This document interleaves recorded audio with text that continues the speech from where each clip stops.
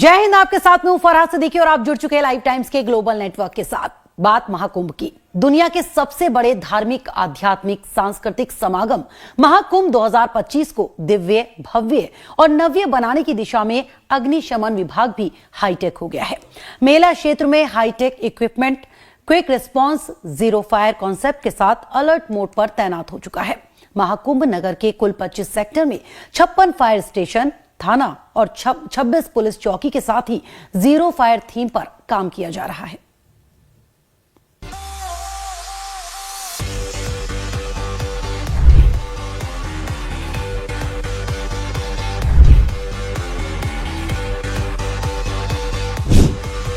महाकुंभ 2025 के आयोजन को केवल धार्मिक और सांस्कृतिक दृष्टिकोण से नहीं, बल्कि सुरक्षा के मामले में भी ऐतिहासिक बनाने की तैयारी हो रही है। पहली बार इस महापर्व में 200 विशेष रूप से प्रशिक्षित फायर कमांडो तैनात किए जा रहे हैं। ये कमांडोज आग जैसी किसी भी आपदा से निपटने के लिए पूरी तरह सक्षम होंगे। इन कमांडोज को खास तौर पर कुंभ मेला के लिए प्रशिक्षण दिया गया है। महाकुंभ में सुरक्षा को नई ऊंचाइयों तक पहुंचाने के लिए विशेष बचाव समूह यानी एसडीआरजी का गठन किया गया है। ये समूह एनडीआरएफ और एसडीआरएफ की तर्ज पर तैयार किया गया है। इन फायर कमांडोज को एनडीआरएफ और सीआईएसएफ हैदराबाद द्वारा विशेष प्रशिक्षण दिया गया है। 200 कर्मचारियों को 10-10 सदस्यों के 20 समूहों में विभाजित किया गया है, जो महाकुंभ के अति संवेदनशील क्षेत्रों में तैनात रहेंगे। मेले को जो सुरक्षित बनाने के लिए हमारे यहाँ पे श्री अमन शर्मा डिप्टी डायरेक्टर साहब जो है यहाँ पोस्ट हैं, उन्हीं की देखरेख में जो है संपूर्ण अग्निशमन व्यवस्था निर्धारित की जा रही है। मेले में जो है हमारे 50 फायर स्टेशन बन रहे हैं और 20 फायर पोस्ट बन रहे हैं। इसके अलावा 9 रेलवे स्टेशनों पर हमारे फायर टेंडर अधिकारी कर्मचारी तैनात रहेंगे और बस स्टेशन और पार्किंग बड़ी जो है वहाँ पर भी फायर टेंडर और अधिकारी कर्मचारी तैनात रहेंगे। इसके बाद हमारे यहाँ हाईटेक भी कुछ उपकरण आए हैं, जिसमें रोबोट है, हमारा ऑल टेरिन व्हीकल है और फायर बोट है और जो है हमारे एडवांस रेस्क्यू टेंडर हैं और इस तरह के जो है लिथियम एक्सटिंग्विशर और कुछ ऐसी चीजें जो नई चीजें हैं इस बार मेले में शामिल हो रही हैं, जिससे हम लोग सभी प्रकार के अग्निकांडों को सुरक्षित करेंगे। इस बार महाकुंभ में आधुनिक तकनीक का उपयोग सुरक्षा के लिए किया जाएगा। पहली बार 3 रोबोटिक फायर टेंडर शामिल किए गए हैं। इनका वजन मात्र 20 से 25 किलोग्राम है और इन्हें आसानी से ऐसी जगहों पर ले जाया जा सकता है जहां दमकल कर्मी नहीं पहुंच सकते। ये टेंडर सीढ़ियों पर चढ़ने में भी सक्षम है। Fire fighting robot fire fighting की फ्यूचरिस्टिक अप्रोच है, जिनका इस्तेमाल अति ज्वलनशील स्थान पर अग्नि दुर्घटना में होता है, क्योंकि इन्हें रिमोट द्वारा कंट्रोल किया जाता है। इतना ही नहीं, इससे दुर्घटना में फंसे अग्निशमन कर्मियों और घायलों को बाहर निकालने में भी मदद मिलती है। इसके अलावा फाइटिंग नाम का 4 पहिया वाहन है, जो कि सकरे, दुर्गम और रेतीले रास्तों पर तेजी से दौड़ने में सक्षम है। इस वाहन को पहली बार मेला क्षेत्र में तैनात किया गया है। इस पर तैनात फायरमैन 3 वाटर मिस्ट बैकपैक युक्त सिस्टम से लैस होते हैं। आग बुझाने का ये नवीनतम कारगर उपाय है। इसके अलावा महाकुंभ में आर्टिकुलेटिंग वाटर टावर का उपयोग किया जा रहा है। ये टावर 35 मीटर की ऊंचाई तक पानी की बौछार कर आग बुझा सकता है। इसमें लगा हाईटेक कैमरा आग की वास्तविक स्थिति का सटीक आकलन करता है, जिससे बचाव कार्य तेजी से हो सके। रोबोट का कार्य यह है कि जहाँ पे मतलब आदमी नहीं पहुँच सकता है, ऐसे खतरे हैं या है, रोबोट अंदर तक जाके अग्निशमन कार्य करेगा। जहाँ तक मनुष्य को पहुँचना संभव नहीं है, वहाँ रोबोट जाके सेल्फ मोड पे आग बुझाने का कार्य करेगा। रिस्पांस टाइम हमारा 2 से 3 मिनट है फायर का जो है मेला क्षेत्र में। महाकुंभ के दौरान आग लगने की घटनाओं को रोकने के लिए प्रशासन ने दैनिक फायर ऑडिट का प्रावधान किया है। प्रत्येक शिविर में सफाई कर्मियों से यह सुनिश्चित किया जाएगा कि ब्लोवर, इमर्शन रॉड जैसे उपकरणों का उपयोग न हो। महाकुंभ 2025 की सुरक्षा के लिए सरकार ने अग्निशमन विभाग को 67 करोड़ रुपए का बजट आवंटित किया है, जो पिछले कुंभ के 6 करोड़ रुपए के बजट से 10 गुना अधिक है। ये दर्शाता है कि इस बार आग से सुरक्षा पर विशेष जोर दिया गया है।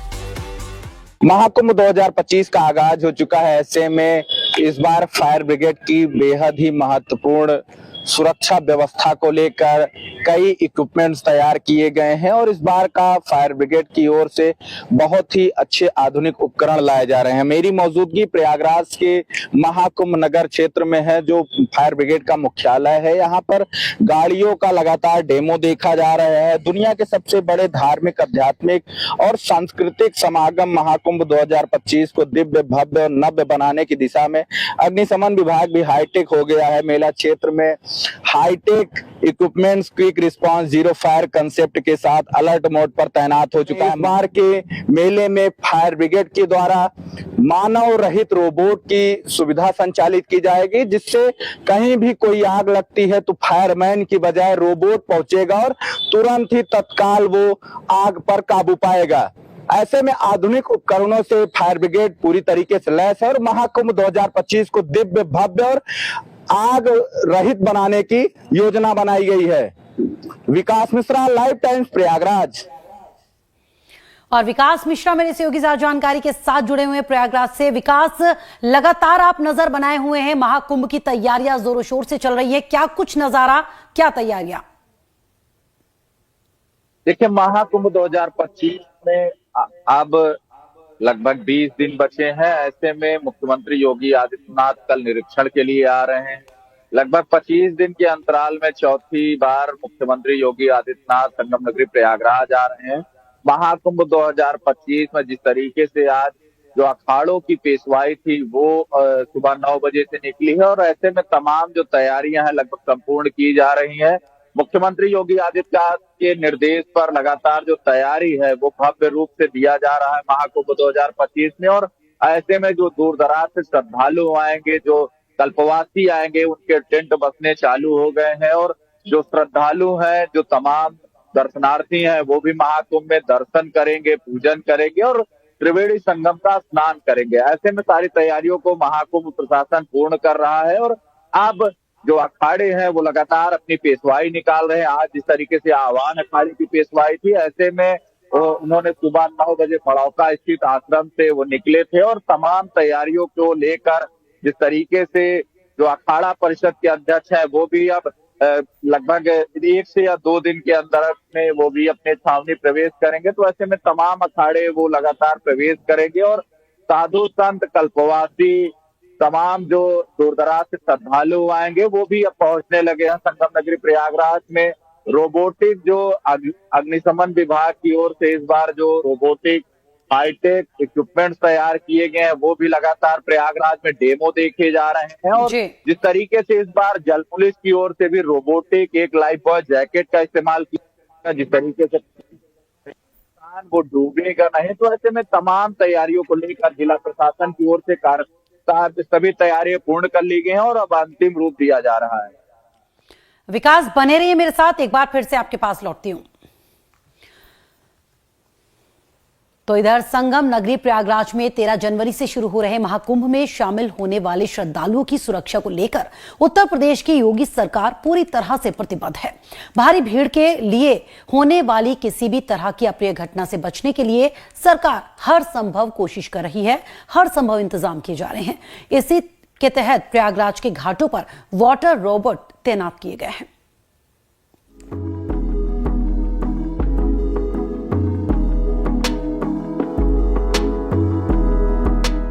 यूपी की योगी सरकार इस बार के महाकुंभ को भव्य, दिव्य और नव्य स्वरूप में आयोजित कर रही है। यही वजह है कि इस बार के महाकुंभ में लोगों की सुरक्षा पर विशेष जोर है। वाटर रोबोट जैसे हाईटेक उपकरणों के जरिए इसे सुरक्षित महाकुंभ बनाने की पूरी तैयारी है। गहरे पानी में भी तेजी से पहुंचकर लोगों की जिंदगी बचाने वाले हाई टेक्नोलॉजी के इस रोबोट को रोबोटिक्स लाइफ बॉय का नाम दिया गया है। इस वाटर रोबोट को मुंबई की कंपनी पोटेंशियल रोबोटिक्स सॉल्यूशन ने तैयार किया है। एक रोबोटिक्स लाइफ बॉय की कीमत तकरीबन 8 लाख रुपए है। ये वाटर रोबोट रिमोट सिस्टम पर काम करता है। एक बार में 140 किलो से ज्यादा का वजन अपने साथ खींच सकता है। यानी एक बार में 2 से 3 लोगों की जिंदगी बचा सकता है। पानी में ये 25 से 30 किलोमीटर प्रति घंटे की रफ्तार से दौड़ता है। इस चार्जेबल रोबोट को सिर्फ 45 मिनट में पूरी तरह चार्ज किया जा सकता है। फुल चार्ज होने पर ये कम से कम 1 घंटे पानी में काम कर सकता है। इस वाटर रोबोट को इस तरह से तैयार किया गया है कि ये खुद और इसे पकड़ने वाले लोग गहरे पानी में भी कतई डूबे नहीं, बल्कि तैरते हुए सुरक्षित रहे। रिमोट के जरिए इसे ऑपरेट करना बेहद आसान है। जिस तरह से ड्रोन कैमरे को रिमोट के जरिए ऑपरेट किया जाता है, उसी तरह से इस वाटर रोबोट को भी ऑपरेट किया जा सकता है। इस वाटर रोबोट को बनाने वाली पोटेंशियल रोबोटिक सॉल्यूशन कंपनी के फाउंडर ईशान शाह और इंजीनियर पुष्पेंद्र सिंह ने मॉक ड्रिल के जरिए महाकुंभ के एसएसपी राजेश द्विवेदी और मेले की सुरक्षा से जुड़े दूसरे अफसरों के सामने इसके फंक्शन को दिखाया। एसएसपी राजेश द्विवेदी के मुताबिक इस वाटर रोबोट के जरिए श्रद्धालुओं के जीवन को और सुरक्षित किया जा सकेगा। ये जितनी तेजी से काम करता है वो बेमिसाल है और इस बार के महाकुंभ में इस तरह के कई रोबोट को लगाया जाएगा। 12 किलोमीटर के घाट हैं, उसमें जल पुलिस में मोटर बोट्स के कर्मियों के प्रशिक्षित गोताखोरों के लाइफ जैकेट के साथ डीप वाटर बैरिकेडिंग है, रिवर लाइन है। इससे जो श्रद्धालु स्नान करने आएंगे उनकी सुरक्षा की जाएगी। अभी हम लेटली ही हमने डेमो किया है, इसमें रोबोटिक बॉय है जो कि दूर बहुत ही त्वरित गति से जाकर के जो अगर कोई डूब रहा है उसको बचा सकता है। महाकुंभ से जुड़े अफसरों और कंपनी से जुड़े लोगों के मुताबिक इस वाटर रोबोट का रिमोट तकरीबन 1 किलोमीटर की दूरी तक काम करता है। जैसे ही कोई श्रद्धालु डूबता हुआ नजर आएगा, तुरंत रिमोट के जरिए रोबोट को तेजी के साथ उस तक भेजा जाएगा। डूब रहे व्यक्ति को सिर्फ इस रोबोट को पकड़ना होगा।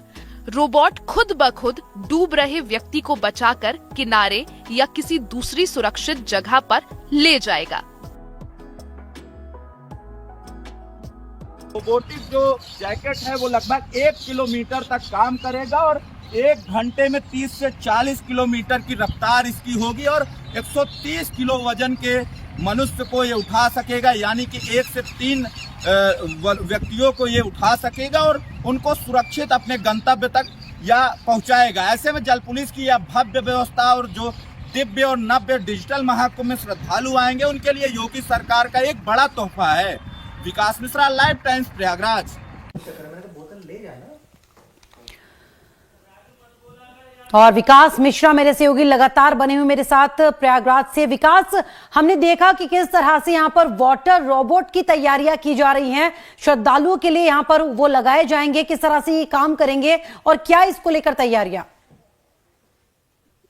लेकिन मुंबई की एक कंपनी ने महाकुंभ प्रशासन को डेमो दिया था और डेमो में जो दूर दराज से जो श्रद्धालु आएंगे, जो स्नान करेंगे, ऐसे में वो नाव से भी महाकुंभ यानी का त्रिवेणी संगम का नजारा देखेंगे। तो वो किसी भी तरीके की कोई दुर्घटना होती है या वो गहरे पानी में जाते हैं तो ऐसे में ये लाइफ बॉय जो रोबोट है वो पहुंचेगा इनके पास। एक वहां पर पुलिस कर्मी तैनात रहेंगे जो पॉइंट पर तैनात रहेंगे और वो रोबोटिक ऑटोमेटिक मशीन को वो तुरंत पानी में भेजेंगे और लगभग 30 से 40 किलोमीटर की रफ्तार से यानी कि वो पहुंचेगा और 130 किलो के वजन को उठाएगा, यानी कि 1 से 3 व्यक्तियों को अपने साथ वो खींच कर लाएगा और चाहे जितने पानी में यानी कि जितने भी गहरे पानी में वो व्यक्ति डूबता रहेगा उसको वो मशीन उठा के उन सुरक्षित स्थान पर लाएगी और उसके बाद जल पुलिस यानी कि वहां पर जो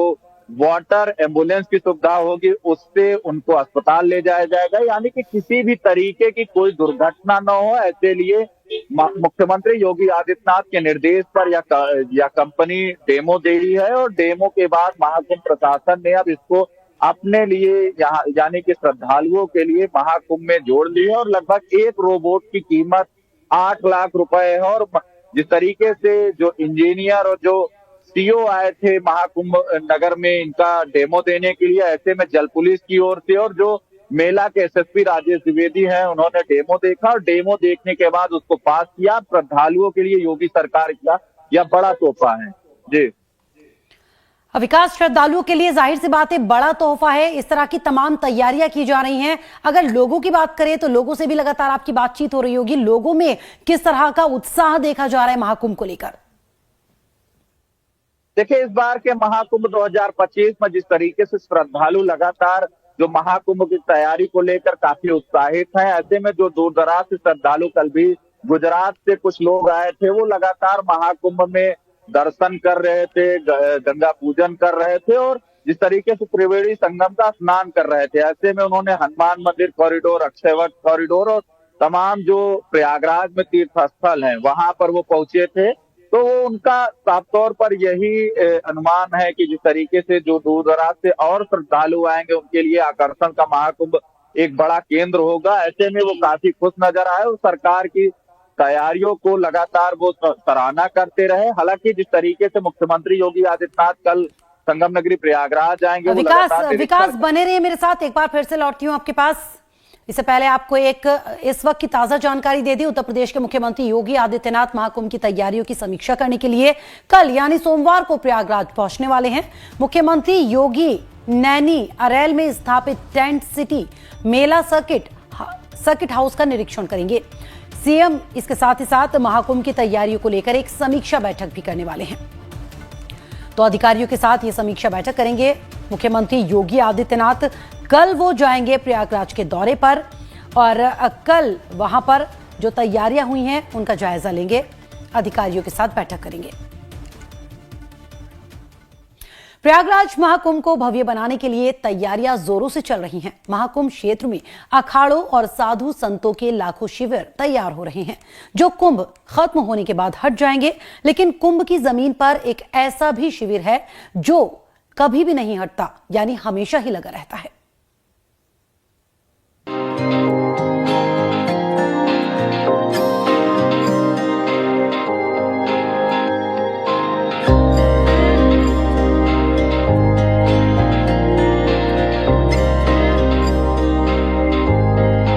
महाकुंभ 2025 में अनोखे शिविर मिलते हैं। ऐसे में हमारी मौजूदगी इस समय देवराहा बाबा महाराज के शिविर में है। यहाँ पर लगभग 18 वर्ष से एक पेड़ पर देख सकते हैं तस्वीरों में किस तरीके से अखंड ज्योति जल रही है। प्रयागराज में स्थित ये है ब्रह्मलीन संत स्वामी देवराहा बाबा का शिविर, जो न कभी बनता है और न कभी उजड़ता है।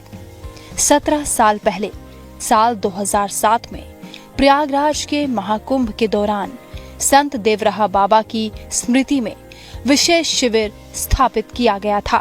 देवराहा बाबा, जिनका नाम आध्यात्मिक जगत में अत्यंत सम्मान के साथ लिया जाता है, गंगा किनारे तपस्वी जीवन जीने वाले महान संत थे।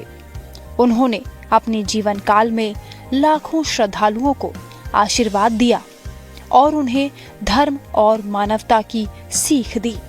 शिविर के प्रभारी संत रामदास ने बताया कि ये शिविर 17 साल पहले संत देवराहा बाबा की स्मृति में स्थापित किया गया था, जो आज तक नहीं हटाया गया। बाढ़ के समय ये जमीन जलमग्न हो जाती है, तब भी इस शिविर के देवता यहाँ इसी जगह विराजमान रहते हैं। कोई न कोई रहता है, बाढ़ के समय भी कोई न कोई नाव पे रहता है और बगल में गौशाला है। मान लीजिए यथकिंचित अगर किसी कारणवश कोई नहीं रह पाया तो वहाँ से आकर के लोग देखते हैं सुबह शाम। कुंभ मेले के दौरान बाबा का गंगा यमुना के तट पर मचान लगता था। दोनों किनारों पर वो एक महीने तक प्रवास करते थे। 19 जून 1990 को देवराहा बाबा ब्रह्मलीन हो गए। देवराहा बाबा के समाधि लिए हुए भले ही दशक हो गए हों, लेकिन आज भी उनके भक्त उन्हें याद करते हैं।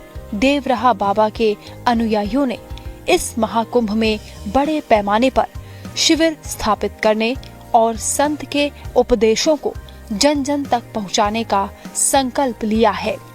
उनके शिविर में ध्यान, योग और भजन कीर्तन जैसे कार्यक्रम आयोजित किए जाएंगे। बाबा मंच पर ही रहते थे। बाबा की स्मृति में बाबा कहते थे, बच्चा ये मंच ही मेरा स्वरूप है। और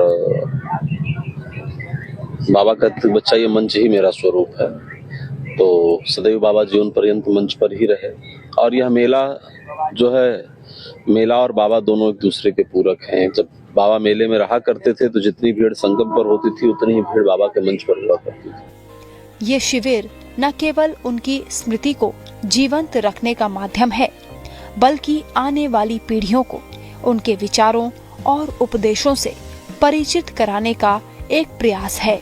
शिविर में बाबा के जीवन से जुड़े चित्र, पांडुलिपियां और आध्यात्मिक पुस्तकें रखी गई हैं। महाकुंभ 2025 के दौरान इस शिविर को और भव्य स्वरूप देने की योजना बनाई जा रही है, ताकि ये देश विदेश के श्रद्धालुओं के लिए आकर्षण का केंद्र बन सके। दूर दराज से जो श्रद्धालु हैं वो यहाँ पर दर्शन पूजन करने के लिए आते हैं। देवराहा बाबा जो राजनीतिक लोग थे, वो चाहे इंदिरा गांधी हों या अटल बिहारी वाजपेयी हों, और वर्तमान में कुंडा के विधायक रघुराज प्रताप सिंह हैं, वो इनसे आशीर्वाद लेते थे। और उनके आशीर्वाद के बाद एक कहानी यह भी है कि इंदिरा गांधी ने अपना चुनाव निशान बदल दिया था। तो ऐसे परम तपस्वी देवराहा बाबा आश्रम पर तमाम जो दूर दराज से श्रद्धालु आते हैं वो यहाँ पर दर्शन और पूजन करते हैं। विकास मिश्रा, लाइव टाइम्स, प्रयागराज।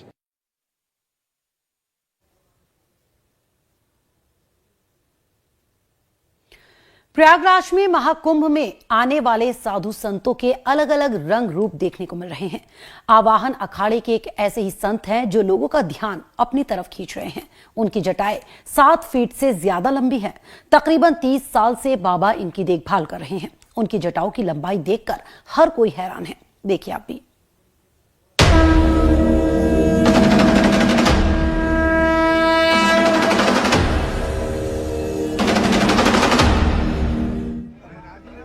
प्रयागराज महाकुंभ में साधु संतों का जमावड़ा लगना शुरू हो गया है। कुंभ में आने वाले साधु संतों के अलग अलग रंग रूप देखने को मिल रहे हैं, जो अपने अलग अलग रूप और अंदाज से लोगों का मन मोह रहे हैं, तो कई लोगों को अचरज में डाल रहे हैं। आवाहन अखाड़े के एक ऐसे ही संत हैं जो लोगों का ध्यान अपनी ओर खींच रहे हैं। उनकी जटाएं 7 फीट से लंबी हैं। उनकी जटाओं की लंबाई देखकर हर कोई हैरान है। जब वो अपनी जटाओं को लपेटकर बांध लेते हैं तो उनकी जटा सिर पर मुकुट की तरह दिखने लगती है। ये संत है आह्वान अखाड़े के महंत मंगलानंद सरस्वती नागा महाराज। 200 नागा साधु भी हैं जो बबूती रवा करके इस छावनी की शोभा यात्रा को बढ़ाएंगे। और जगह का रहा इसमें योगी जी का हमारे का पूरा सहयोग है। जो प्रयागराज में कुंभ होने जा रहा है महाकुंभ को उन्होंने हमको आश्वासन दिया है, इसको भव्य से भव्य कुंभ बनाएंगे। और हमको यही लग रहा है कि योगी जी का कहना है सही होगा, जो भव्य से भव्य कुंभ प्रयागराज में होने जा रहा है। हरियाणा के करनाल जिले के रहने वाले महंत मंगलानंद सरस्वती महाराज आह्वान अखाड़े के नागा सन्यासी हैं। वो माता भद्रकाली मंदिर के महंत हैं। महंत मंगलानंद सरस्वती महाराज की माने तो उनकी इन जटाओं की देखभाल करना आसान नहीं है। जटाओं की लंबाई बढ़ाने के लिए अच्छी देखभाल करनी पड़ती है।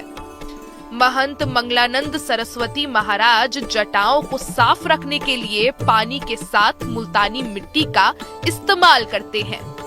जटाओं में आम लोगों की तरह तेल, साबुन, शैम्पू नहीं लगाते, बल्कि जटाओं को मुल्तानी मिट्टी से धोने के साथ ही उसमें भस्म लगाते हैं। जटाओं की देखरेख वो मुल्तानी मिट्टी और भस्म लगाकर ही करते हैं।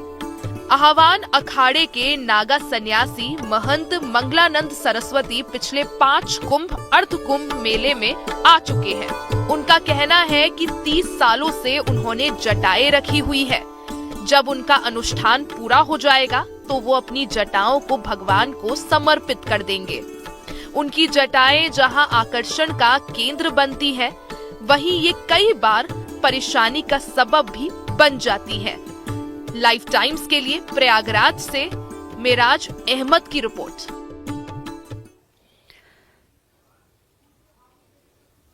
लाइव टाइम्स महाकुंभ स्पेशल में फिलहाल इतना ही, लेकिन खबरों का सफर लगातार जारी है। हमारे साथ बने रहिए।